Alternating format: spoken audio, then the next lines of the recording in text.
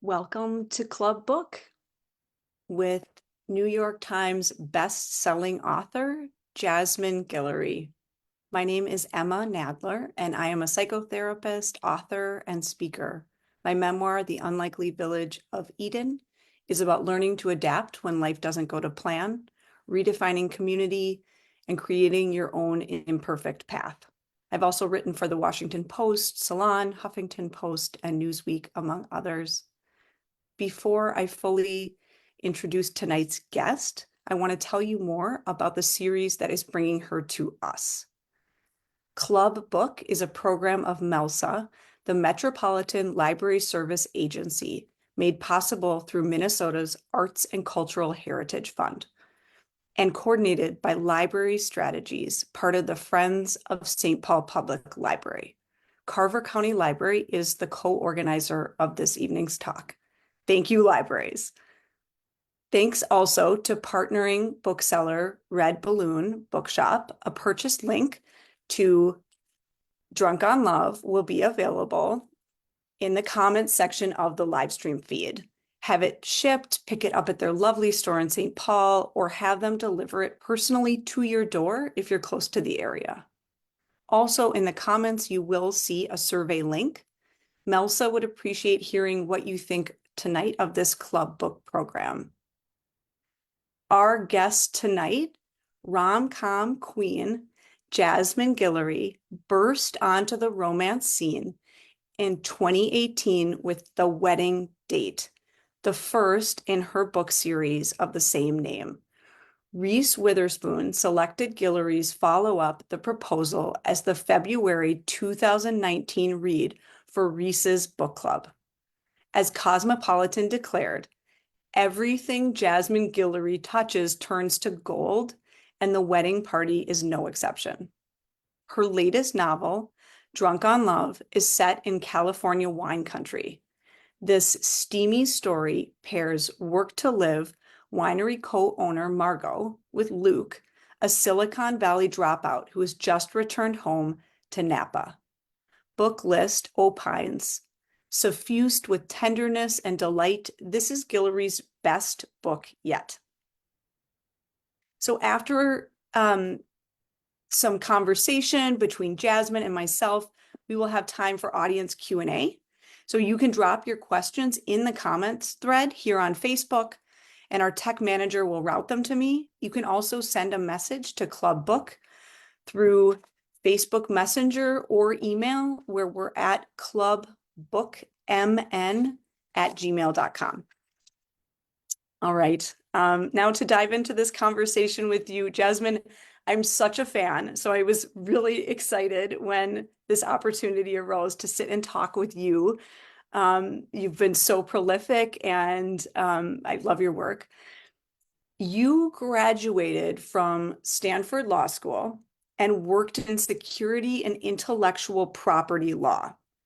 So how do you get from this highly successful legal career to become a New York Times bestselling author? Well, first, thank you so much for having me. And thank you, Emma, for agreeing to do this conversation. I'm delighted to talk to you and to hear from you all tonight. I think, it was a very kind of winding road to becoming a romance author. But I think there are a lot of authors, and particularly a lot of romance authors, who have history as a lawyer first.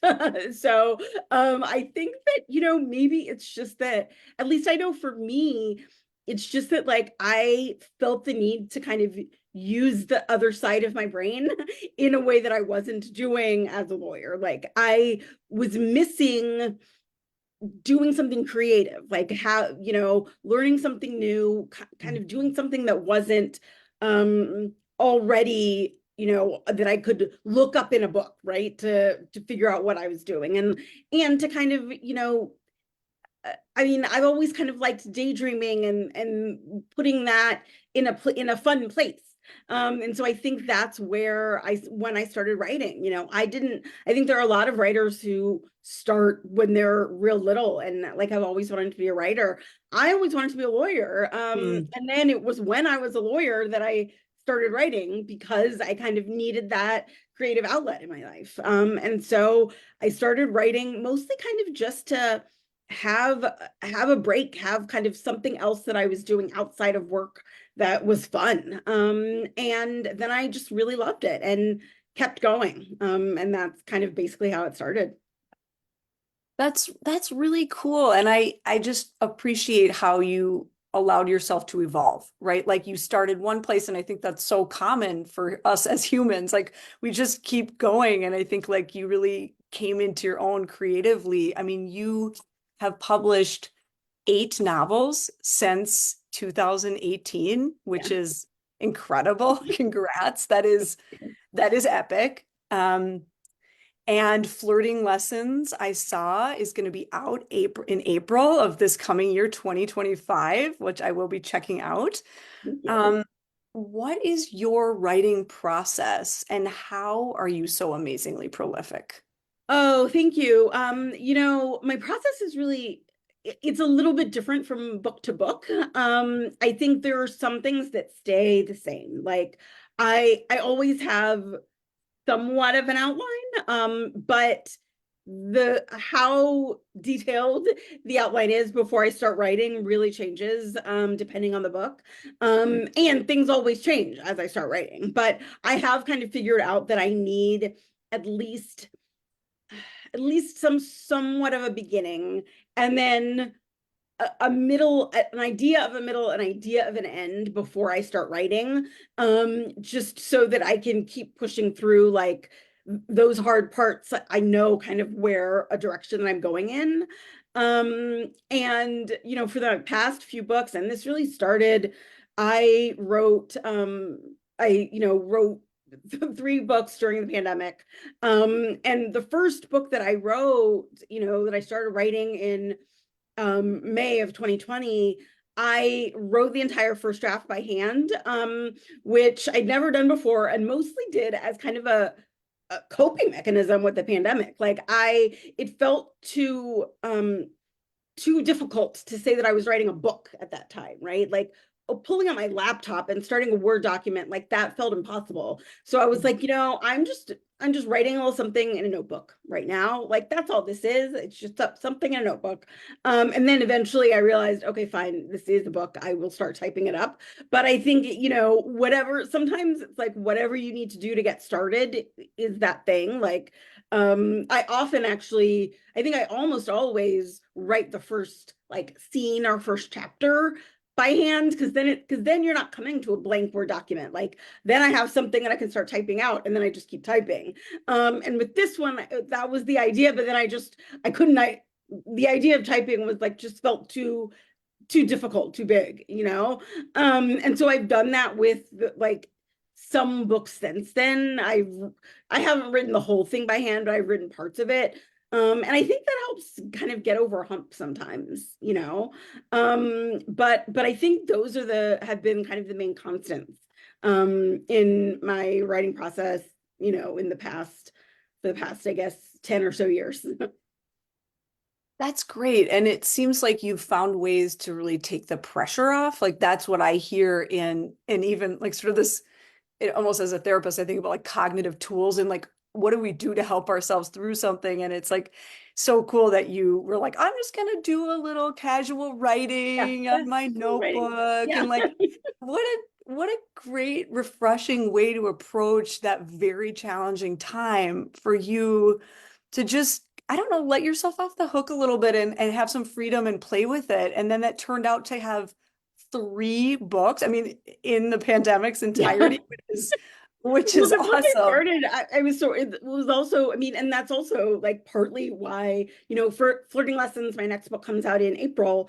But I haven't had a book come out since Drunk on Love, which came out last, I guess not last year, the fall of 2022. And so, I took a bit of a break in between, which is the longest break I've taken since I started publishing.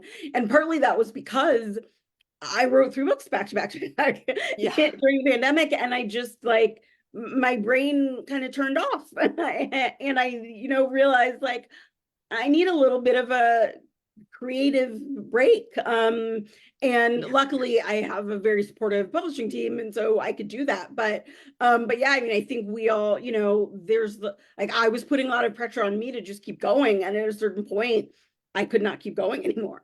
Yeah. I think that, that's definitely something that I think many people in creative fields have learned, is that you have to take time to refill the well, or else it dries out.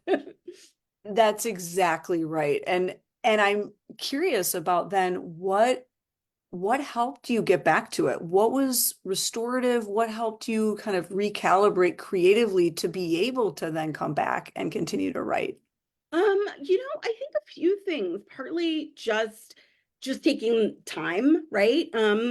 And partly just like adding other things. Like I got a puppy, who currently, Yes. by the way, I will say is being very good, but she might start barking if any of her dog friends walk by the house, and just warning everyone out there. And I that made me like get outside every day and start walking her, and like learn a new neighborhood, and like all those kind of things. And I got to read a lot of books without, I've always loved reading. Like I've, been a big bookworm since I was a little girl. But there's a certain point when your career is writing and reading, that reading, there's parts of reading that feel like work. And so I could, I got to kind of read a lot of books without mostly thinking about it as work. And so that felt really good, to kind of bring that joy back, to the writing process and the reading process. Yes, to bring the joy.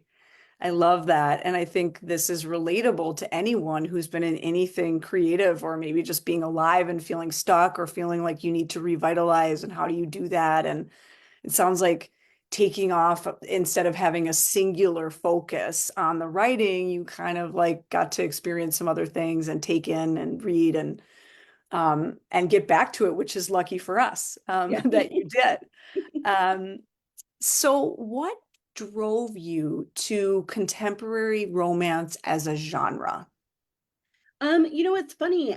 So when I first started writing, the first book that I wrote, which is never been published, is a was a young adult book. It was a young adult romance, but like the focus of the book wasn't the romance. The focus was like sort of a teenager coming of age and friendship and stuff. And I really loved writing that. And then, I kind of kept thought that I was going to keep going with it. But I was also reading a lot of romance. And when I started reading romance, I was reading a lot of historical romance, which I loved and still love.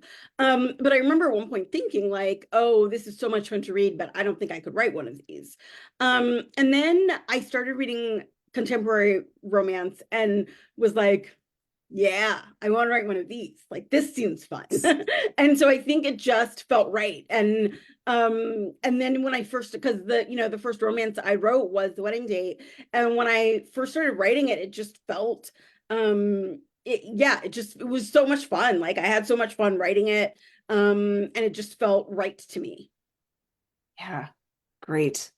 Yeah, I think the genre is really, it's a powerful genre, because I think it like lets readers go into like their own longings, their own dreams, like who am I? What do I want? Like just, and also the element of escape and getting to see like these worlds unfold and all the characters. I've really come to the genre later in life and just like all in as a reader. So I really appreciate the work you I do. mean, And I'm it's also all already, in as a reader, so yeah, great, great. I'm right there with you.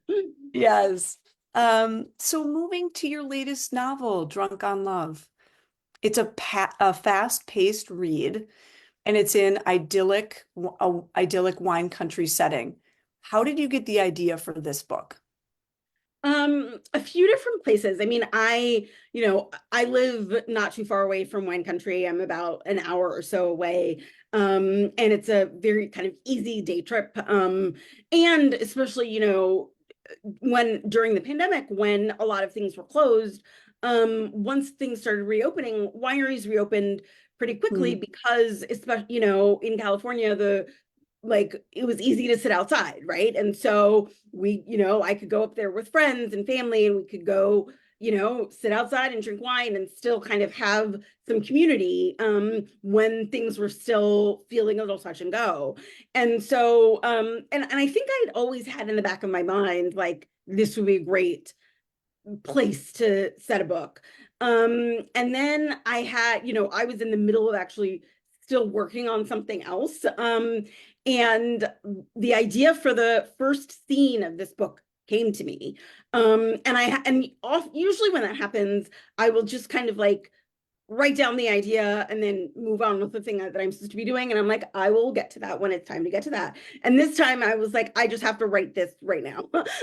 So I just pulled out a new notebook and like wrote that scene down. And I was like, okay, I will start working on that book later. And then maybe a week later, the idea for another scene that's not, and I almost never write out of order. And the idea for another scene that was like a few, like, I don't know, a third of the way into the book came to me. So I just had to write that one down. And eventually I was like, I guess I'm just writing this book now.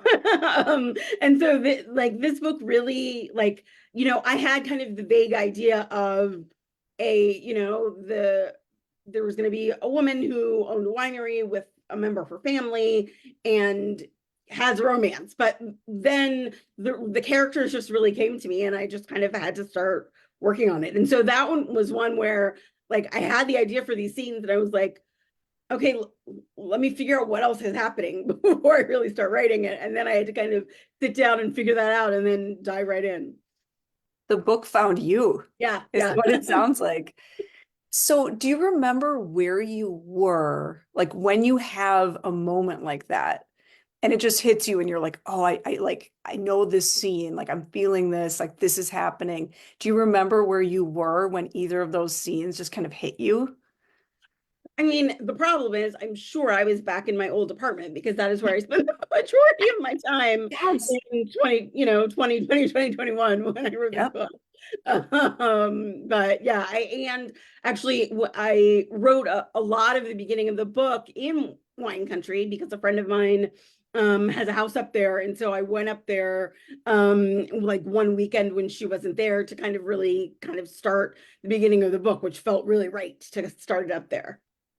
Yes. And I can tell, I mean, when you read the book, you get a real sense of place. It was clear you had spent time there. Like that, I'm not shocked that you don't live too far away and that you had spent this time there because you feel that in the book. And I think that's one of my favorite parts of the book is the way that that sense of place comes alive and how that affects the characters and how it made me really want to go to Napa Valley. Like absolutely. That's like, Excellent. where is my winery? Um, and maybe work in a winery. So you really brought that to life. It was clear you had been there. And so was there anything else that was really helpful to you in researching the book or considering, this particular novel? Yeah, I mean, I think anytime you set something in a like kind of tourist place, there's certain things that like you experience as a tourist, right? But like I've never lived there. And so I wanted to talk to people who like live and work there, who this isn't their like vacation time. This is like their real life. And so I spent time like, somebody that I used to work with a really long time ago works at a winery now. And so I talked to her about like kind of her path there and what that's like and the ups and downs. And whenever I went to wineries, I think I started doing this kind of when I first started thinking that I was going to write a book set up there. Whenever I'd go, I kind of start talking to, whoever was working there, like, oh, how long have you been working here? What did you do before? How did you get this job? What do you like about, that kind of thing, to just kind of think of like, who are the kinds of people who come to do this kind of job? Where did they come from? What are the ups and downs? Who are the kind of people that they see all the time? Why did they come in the first place? And so that, just like spending time talking to people or and also like learning about the kind of specifics about winemaking, right? And the patterns, because it's a very it's agriculture, right? It's a very seasonal work. And so figuring out like when are harvest is this time of year, what happens at other times of year, to kind of figure out what the patterns would be at a winery and for the winemaking. Yes, right. Because there are so many details that Yeah. to enter that world, you need to know about the seasons and the timing and the year and when did you write, like all those pieces. And that And is clear that there's so much research that you do as a writer that ends up like one sentence or a sentence that I end up cutting, right? Like I did a like ton of thinking about like, well, how many cases of wine would they produce and like this and that. And I ended up having, and then I was like, you know what? Nobody needs to know that but me. Like nobody's gonna care. I don't need to put this in the book. But sometimes that does kind of help me at some point in the process. But I think every writer has done that, like, has gone down the hole of like doing all this research and then it's like, actually, this does not actually need to be in the book. right, right. Yeah. It's almost like your inner Margot Noble. Yes, There, you were getting exactly. all the Right. calculations, which Yeah. is the lead character. Yeah. She's very meticulous. She's really up on it. And in a way, you're channeling Margot Noble in that and really being on top of it. But I think that matters. I do think that backstory informs almost like the confidence too of just like this world and we're entering the world with you. Yeah. Um, so chapter 2 in Drunk on Love gets pretty spicy. Yeah. What is it like to write a bedroom scene like that? I think it's actually very much it's very much dependent on who the characters are and who they are in that moment in the book, right? Because like this point in Drunk on Love, Luke and Margot barely knew each other. They were each coming to this having their own weird days, that they came into this moment. And so I wanted to reflect that and sort of their each of their like kind of joy in throwing off like their, not even thinking about what was going on and what was happening in the rest of their lives and just living in the moment. But like that scene wouldn't have happened in the same way with two different characters or, 6 chapters into the book when they knew each other better. And so I think it really, you really have to think about like who these people are and like what is their relationship to each other and everyone else when for each one of those scenes. So it really does, like when I talked about like not writing out of order, I also really think like I needed to like they barely knew each other and I only sort of knew them at the time, which I think worked for that scene. I mean, there's stuff obviously in revisions that I come back and add about each of them, but it really helps to kind of like learn about, they're learning about each other as I'm learning about who these characters are and how they react to one another. That makes a lot of sense. Yes. And where they're at in their relationship. Like that. Absolutely. Yep. Yeah. So there is so much pleasure in this book. There's the sex we were just talking about, but food and wine. And just like it seems like it's a sensory book. It's just like so much there to savor. How do you decide what makes it in the book and what doesn't? Well, what's funny is this, first of all, Drunk on Love is my longest book, but also the first draft of it was my longest first draft by far. There was a lot that I cut out of the book, to make this the not tight book that it is. And I think, some of it is a lot of it for me in a first draft is throat clearing and figuring out, right? Like talking about the kind of pleasure and the things that they enjoy in the book, like what of this works with these characters, right? And so I'm figuring out the characters, like what will they enjoy doing together? Who are their friends? When they go out to dinner with their friends, what are they eating and drinking? And like what else are they doing? What fun are they having? And so a lot of that is kind of like me learning about the characters and then telling you who the characters are through all of that. So it's really kind of narrowing down who they are as I keep writing and figuring that out and seeing what's, is this part important to the story? You're making writing sound like so much fun. And I'm I curious, know. like, how much of it for you? Because you really do have this joyfulness as we're talking, and it's really great to just get to hear you in real time here, having this conversation with you and getting some of the inside scoop. But I'm wondering, like, how much of this is joy for you in terms of the writing process, and how much of it is just like hard work where you're like, I don't want to do it, or I'm pushing myself. Tell me about that. Um, it depends on the day, right? Uh, Like there is, and I will say a lot of times getting to the writing is pushing myself. I don't want to do it. Why am I doing this? And then once I start, then I'm like, oh, okay, okay, this is good. But like at one point, I was just saying this because the note is still up in my office. At one point last year, I put up a note for myself that said, remember, you like writing. Because, and yes. I think because, like, as I was talking about earlier, like, once it becomes your job, it is sometimes, I do have to drag myself to my computer and, like, oh, I have to do this today. But once I get into it, I do like it. And I have to just remind myself of that, is that to remember that I do have that joy in the actual writing, even though there's so much other stuff, kind of other noise out there. That sounds really honest. I appreciate that. That just sounds really honest and human and real. Like there's the days where, but then once you start, you're in it. Um, so I'm really getting some questions on the live feed about your next book. And so people want to know. Like I'm getting like a All bunch of right. stuff, like tell us about flirting lessons. So one question.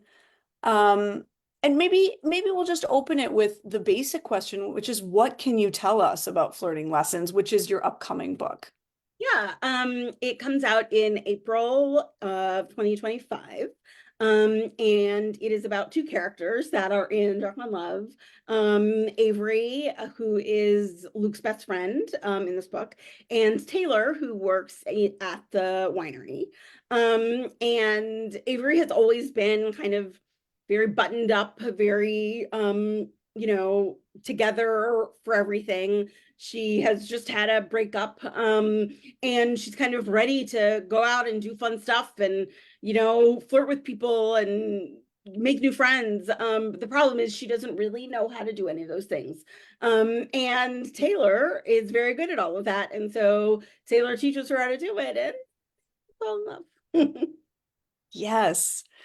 That sounds great. So what inspired you? Here's another question from the viewers tonight. What inspired you to write an LGBTQ plus romance story? And did you approach that project any differently than you have your past novels?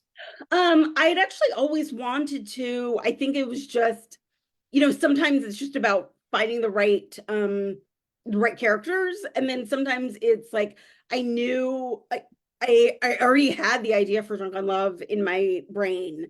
And so I knew I had to write that one first. And then I knew, like, as I was writing Drunk on Love, I knew that this one was coming. And so, and it kind of really approaching it a different way. I don't really think so. I mean, I think it was fun. Like I had a lot of fun writing it. I think and at least I hope that all of my books I've kind of approached in the same way that I want this to feel like a fun uh, like supportive relationship for people finding love with one another and both of them becoming better people in the process. So I Mm. hope I did that with Avery and Taylor, but I had a lot of fun writing this book, and I really hope people love it. That's such a great, succinct, almost like mission statement for your books that you just shared with us, that it's about people falling in love and also like I think was it finding the best in each other or bringing out the best in each other? Yeah. Yeah, that's beautiful. I mean, I think that's sort of like the hope of love, right? Is to be able to do that. And that can look so many ways. So this book sounds awesome. I can't wait to check it out.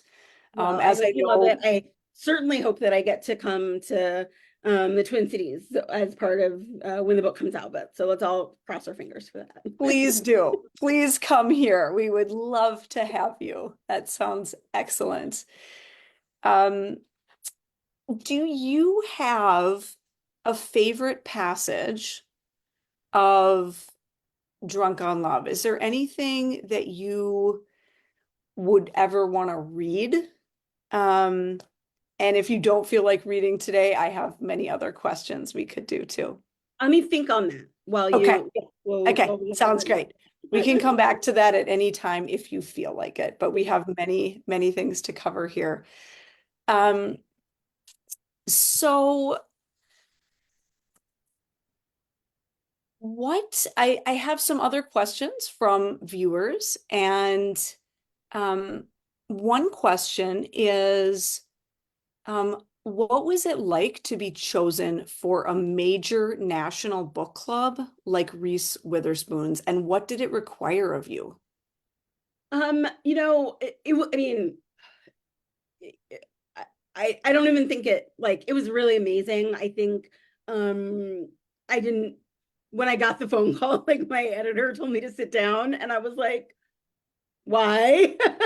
And it is, I think the best part about it really is that Reese and the Reese's Book Club do such a great job supporting authors, not just for that book, which they do a really great job for the book itself, but for the whole career. I mean, I've done events with Reese's Book Club ever since 2019. Like I've done, Zoom book clubs and in-person events, and they've really been supportive of like every book of mine since then and bringing authors together. And I've really like met a bunch of other recent book club authors through that. In a few weeks, she's doing her Shine Away, which is it was the first one was last year, and it's kind of a big gathering of people who've had events or had other things happen through Hello Sunshine, and all of the Reese's Book Club authors were invited, so I'm going to go to that, and it's been just a really wonderful experience, and has certainly brought me so many more readers, both in the moment for the proposal, but kind of throughout the time as they help promote other books of mine. And so it's really been wonderful to kind of meet so many other authors and so many readers through it. For me, I went down to LA shortly before the announcement, and we kind of filmed some stuff for it, but that was really the biggest thing that it required of me. I mean, I think they do a very good job of like kind of figuring out exactly how to promote their books, and but yeah, I mean, it was really wonderful. What was it like meeting Reese? Oh, it's so funny because she looks exactly like you would expect her to look, which is seems like a weird thing to say, right? But but and is really just like a big book nerd. Like she, I met her the last time was last, I guess it was in 20, yeah, it was a year ago, a little over a year ago, when she does the Reese's Book Club also does this lit up fellowship where they, the goal is really to get more writers of like underrepresented writers into publishing and kind of give them information about publishing and mentor, they pair them with a mentor. And so I was a mentor for the one in 2023. And so we all like had a week long or like 5 day long retreat, and Reese came for one part of it. And she was just so excited to talk to all the writers and talk about everybody's books. And it's always really exciting to see like these, I mean, I think, Reese and Jenna and Oprah, like who do these book clubs, they're just like people who really love books. And it's very exciting to have like nerdy book people have the like prominence to talk about books to a whole lot of people. It's great. Yes, yes. it helps everyone. I mean, I Yeah, think you're exactly. Yeah, absolutely right that like that passion for books and they can like bring it forward and really like get more people excited about reading, which promotes empathy and does all kinds of great things for humanity. So that yeah, is exactly. really cool that you have stayed connected too, not just, to be a part of the book club in 2019, but then also to continue this relationship with it. That's really exciting to hear about as Yeah. well. It's funny because when I went to China Way last year, I met Curtis Sittenfeld, who's near you. Yes. And and she it was funny because she described Reese as just a real nerd in the body of a cheerleader, which I think is totally, yeah. And in our world, I feel like a real nerd is the highest Yes. compliment. Like when we Yeah, say a yeah. real nerd, we mean like top shelf Yes, person. exactly, right. Yeah. Yeah. Yeah, that's as good as it gets. Uh, So another question came in about, so what can you share about the Peacock adaptation of the book? Yeah, so the writers attached are Attica and Tembi Locke, who are both phenomenal. Attica, I mean, they're both phenomenal writers in their own right. Like Attica has written a number of mystery thriller novels. And Tembi is she wrote a memoir. Um, called From Scratch. That's a beautiful book. And then together, I mean, I don't know what was in the water in this family. Like they're sisters, and together they wrote and produced Tembi's memoir From Scratch when it was on Netflix, and have done TV writing together and other stuff. And so as soon as they told me that those two were attached, and they're both amazing, like I've met them both, they're both incredible. And as soon as they told me those two were attached, I was like, I have nothing to worry about. It's great. I love it. And so I saw Tembi actually for at a Reese Book Club event a few months ago, and she told me a little bit about kind of the writing process and stuff. So hopefully I'll get to read a script soon. I know they're very excited about it, and so let's all keep our fingers crossed because yeah. Do you know when it's going to come out? I mean, everything about Hollywood is a huge mystery, so nobody Yes. knows anything. Yes. I am always the last person to know, but I don't think nobody knows anything yet. So let's all hope. Let's all hope. Yeah. Yes. Great. Is there any subject that you are hungering to research in support of a future project or for personal enjoyment? And this was another viewer question. Oh, let's see. I mean, I think there are a ton of things. I, every time I get a little bit interested in something, I start thinking could this be a fun book thing? And like, especially whenever I travel somewhere, I start thinking about, could I set a book here? What would happen? Who would be the people in each book? So I think sometimes that's more location than anything else. I would maybe love to set a book in New Orleans someday because that's such a fun and interesting city. There's so much background there. But I feel like I would have to really get to know the city a lot better in order to do that.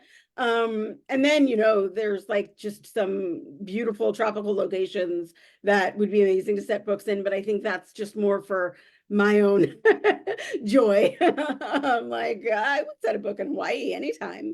But again, like I would have to kind of know because just like setting one in Napa, right? Like you would have to know what it was like to live there and not just be on vacation, which is not something that I know. And so I think though, kind of those things, like really understanding a location and the people in the location.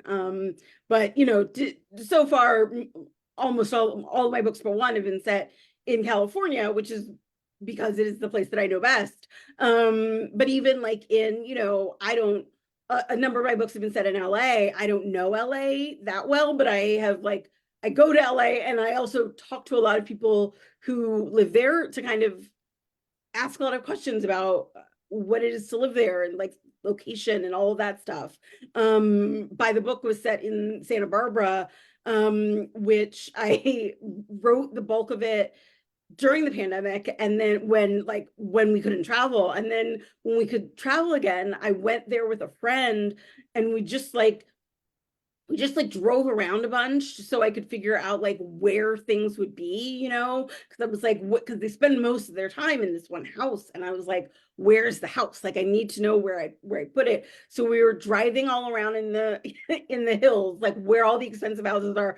I'm like recording out my through my phone out the window. I was like, someone is going to call the police at any minute. Like, why is this woman doing this? But it was really helpful to like go back to that and think, and like go back to that and compare it to Google Maps and think about where everything would be. So it's that kind of research that I like have a lot of fun doing. Some of it just the on the ground stuff and really, talking to people and figuring out locations and all of that. Yeah, it sounds like you're not afraid to really dive in to a place, and also that you have some really good friends, like some Yeah. really great, like game friends who are up for Yeah. travel and exploration and research. It sounds like Well, very fun.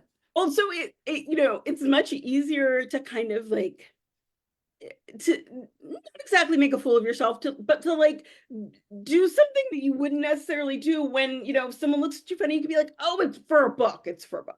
Yes.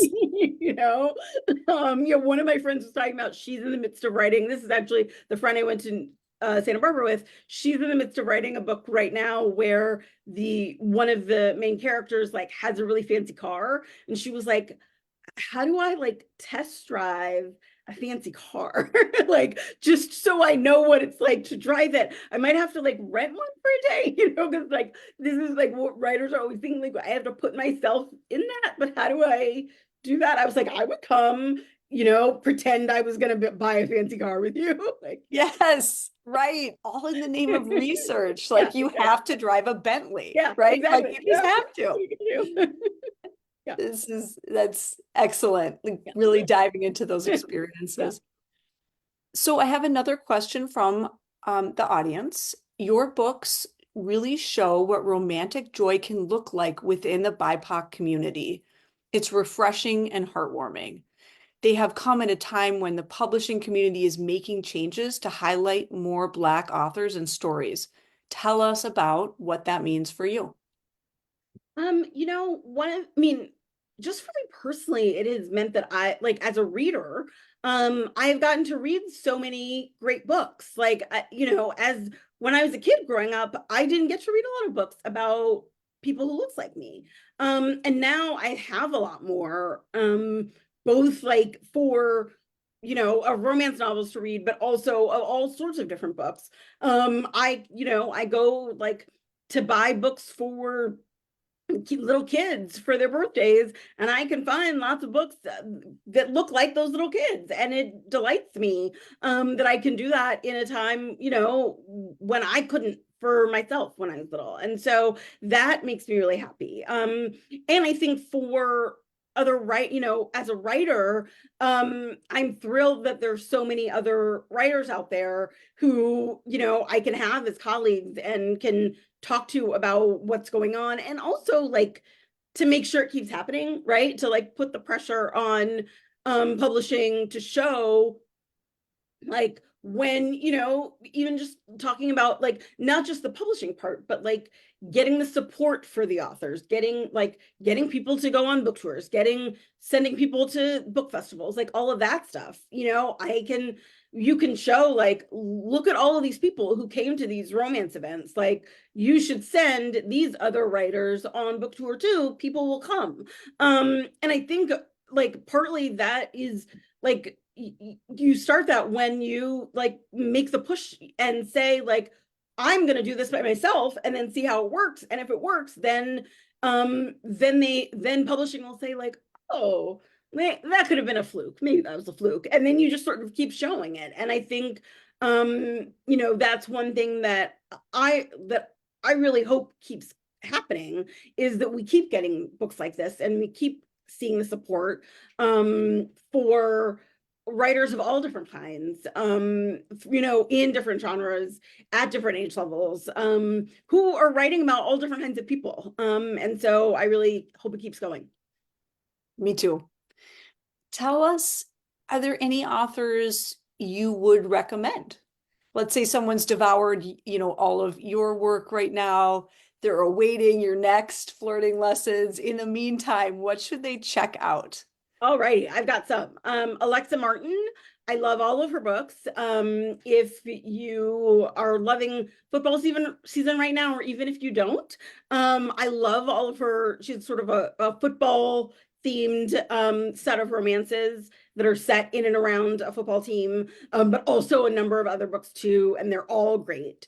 Kennedy Ryan, her books are incredible, very like emotional, with like lots of different feelings. Her so well written. I love her books.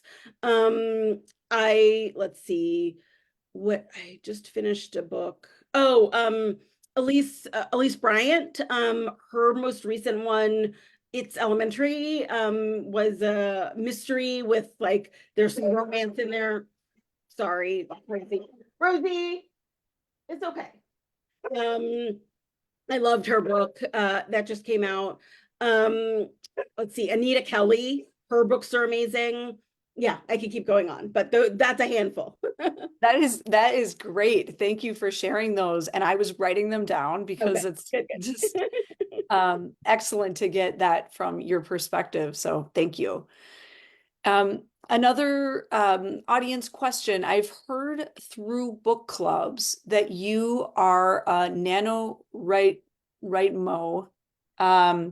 success story. So, and for those who don't know what that is, it's National Writing Month, which is the month of November, where people try to churn out a manuscript during that month. So that's like a movement that some people join into. So is this true, or is this rumor that you Yeah, started that way? it is. So the goal is really to write 50,000 words in a month. And that's how I started the wedding date. And so I wrote, they have a few different months. I did it in April. It's kind of most of the power goes to November, but I started the wedding date on April 1st, and wrote the first 50,000 words that month. And then like kept going, not quite as fast, and then finished that manuscript. And one of the things I think, not everybody can work that way, and it doesn't work for everybody, but one of the things that helped me with was kind of taking away my inner editor, and just getting myself to like get a draft down on the page, because like there's so many times where you're like, oh, that scene didn't work, I'll go back and fix it and stuff, and that's all well and good, but for me it's best if I like get to the end and then I can go back and like do all of the editing I want. But and everybody writes differently, so if that process doesn't work for you, don't feel like I will never be a writer, because I know lots of people who it doesn't work for. For me it's just very helpful to set myself on a schedule and then just keep going until I get to the end of a draft. And then I usually have like a kind of massive, unwieldy, very poorly written draft that I can go back and do lots of edits to, which is very helpful for me. But yeah. So you are more of a get it out there, sounds like, writer, and then you go back and edit. When you said like put myself on a schedule, would you be willing to share like what is a typical writing day for you? Do you have a typical writing process? So it really depends for every book. I often have tried to Jamie Adenberg, who actually is another incredible writer and who has a book that just came out today, actually, called A Reason to See You Again. Her last book was called 1,000 Words a Day, and it's basically a book about writing, more or less, and it started from, she has a newsletter where she'll do kind of like 2 weeks of intense writing 1,000 words a day. And we'll get like guest, writers to write essays for, and that book came out of there. And so there's a lot of great advice in it. I recommend that book to kind of anyone who thinks that they might want to write. What I wrote a small essays for it, but there's so many great writers who wrote essays for it. But I have often kind of tried to get about 1,000 words a day when I'm working on a draft. But honestly, for me, sometimes it's just more working on it a little bit every day. Just helps me keep the story in my head and like keep the characters in my head, so that even if I've only written a little bit, I'm still thinking about the story all day, and I'll have an idea like, oh, this is how I can fix that thing. Whereas like I have lots of friends who like won't write for a week and then will write 6,000 words on one Sunday. That has never worked for me, but it like works for, kind of brains work in different ways. But for me, just kind of keeping up a little bit of steady writing, even if it's like just a page or something a day, really helps, because it just kind of keeps that creative juices flowing a little bit. Does that include weekends for you? Yeah, I mean, Mhm. yeah, I know plenty of writers who like set their schedules so that they don't write on weekends. I have I just always like I just keep going. And when I start a first draft, I just keep going until I stop. And then I'll give myself a weekend off. But Mhm. but yeah. Mhm. Yeah, and that works for you. And I think you're absolutely right that different people there's as many processes as there are writers, but Yeah. I still think it's fascinating to hear like what has worked for you because clearly it's really worked. So I'm interested in that. I think a lot of other people are too. So I think we have time for just maybe like one or two more questions here before we end. Um, so one person asked from the audience, your book covers really pop. So here's an example of one, like just like a vivid pop image here. Um, does an author have any say in the cover art creation or selection? And do you? Because my guess is this varies. Yeah, it varies. I think most people that I know have had it's a real conversation between you and the publishing team. Because I think the goal is like your publisher wants you to love the cover, right? And so for the most part, I mean, I give all the credit to the incredible art department at my publishers, because they've done an incredible job, both in kind of translating, because usually what happens is in the early stages, I'll have a conversation with my editor about kind of what I like for the cover, what I'm envisioning. And it also depends on when it is, right? And because for my first few books, like my draft was already in, my editor had already read the book. So there were things that she could tell the cover designer. But depending on the schedule, there have been times when they need to start working on the cover before I have turned in the book. So I'll have to like talk to my editor about like, okay, this is what happened, this is the backstory, these are the things, but I remember like when I had the conversation about the proposal, it was like, like LA, like palm trees and the sun and sunglasses, and then they translate it into something great. And so then like I'll get a draft and we'll usually go back and forth a little bit, but I will say with the cover of Drunk on Love, there was so little back and forth on this. I mean, I think the only real decision was like one of the mock-ups had like the cover was pink and the shoes were orange, and it was like deciding which one. I mean, that was basically it, because I loved this immediately.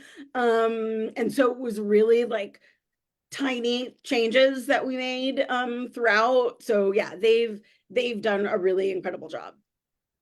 Definitely. And that's great that you had that synergy where it really that's such a detail, right? Yeah. Just the color, the color of the Yeah. shoe or the color to feel like there's that synergy together is awesome creatively. Um, so is there anything tonight that we didn't get to, Jasmine, that you really wanted to make sure to talk about, or did we cover it? I think we covered everything. It was so great to talk to you. I do have to do one little shout out to one of my best friends who was there in the audience, Simi Pitnaik. Thank you for coming. That is so great. It's always so good to have friends show up Yes. and be a part of it. And uh, I've come to the Twin Cities a number of times to visit because of her. So yes, and I hope that you do come back I hope again so too. Yes, it probably won't be in very the winter. You soon. know, I'm a soft Californian, so I will warn you on that. Okay, But so we may not see you till the yeah, spring, yeah. perhaps. It's fair. I understand this. I actually went to school in California. I know I can see why anyone might want to stay out there. But there are many wonderful things to be had here too. So I hope that we get to see you again soon. I hope so too. It's Yeah. been an absolute delight to get to Yeah, this has talk been with a you. joy. Thank I you so really, much. yeah, just thank you for bringing a lot of insight. And I think just I felt like we got to learn more about who you are and your creative process, and that's really exciting to get the inner scoop on that. Um, Well, and I love yeah, libraries. You know, I so many of my formative memories as a kid growing up who loved to read were in libraries. And so I always have a great time when I'm having conversation with people in the library. So thank you so much for having me and thank you for this great conversation. I really appreciate it. great. Yes, this has been a presentation of Club Book, which is a long-running literary series of MELSA made possible by the Arts and Cultural Heritage Fund. Special thanks to Carver County Library for bringing Jasmine to us. And please look for the Club Book survey link, which is in the comments and will be projected in place of my video right now. Consider joining Club Book on Monday, September 30th for their next program featuring chart-topping mystery writer Matt Goldman, author most recently of Still Waters. Learn more at clubbook.org. Have a great night, everyone. Thanks so much for being here.